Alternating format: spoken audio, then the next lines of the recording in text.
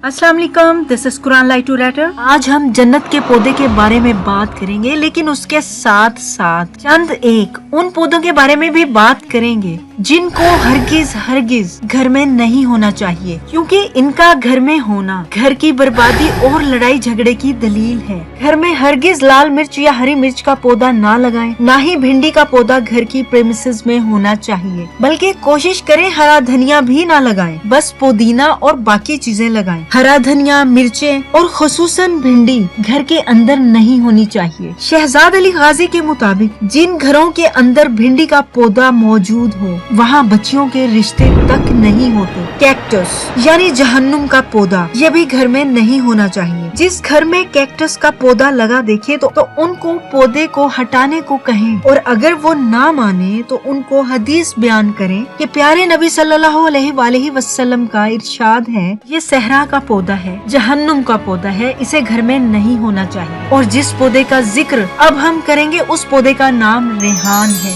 जिसका जिक्र कुरान में सूरह रहमान की आयत नंबर 12 में आया है। रेहान का मतलब अरबी जुबान में खुशबू या महक है। हदीस के मुताबिक रसूल पाक सल्लल्लाहु अलैहि वसल्लम ने फरमाया कि अगर तुम्हें रेहान दिया जाए तो उसे कबूल करो, क्योंकि ये जन्नत का पौधा है। और जिस घर में रेहान की खुशबू फैलती है वहाँ से नेगेटिव एनर्जी क्लियर हो जाती है और घर का माहौल पाक, मुअत्तर और पाकीज़ा होता चला जाता है और रिस्क की कमी खत्म होती चली जाएगी। मट्टी में हाथ डालोगे तो मट्टी सोना बन जाएगी। खुद ही सोचें, जिस पौधे को रब्बुल इज्जत ने जन्नत का पौधा कहा हो, उसके घर में होने से बरकत क्यों ना होगी। इसे अपने घर के अंदर यानी घर की प्रेमिसेस में अल्लाह की बरकतों के लिए रखें। और अगर आपके घर में नहुसत के असरात हों, आप अमीर बनना चाहते हो और आपको चाहिए हो बेशुमार पैसा, तो इस पौधे को सूरह फल्क और सूरह नास पढ़कर पानी दिया करें। बस हफ्ते में 2 बार पानी देना है। पहली बार में सूरह फल्क और सूरह नास 3-3 बार पढ़कर पौधे को पानी दें, और दूसरी बार में सूरह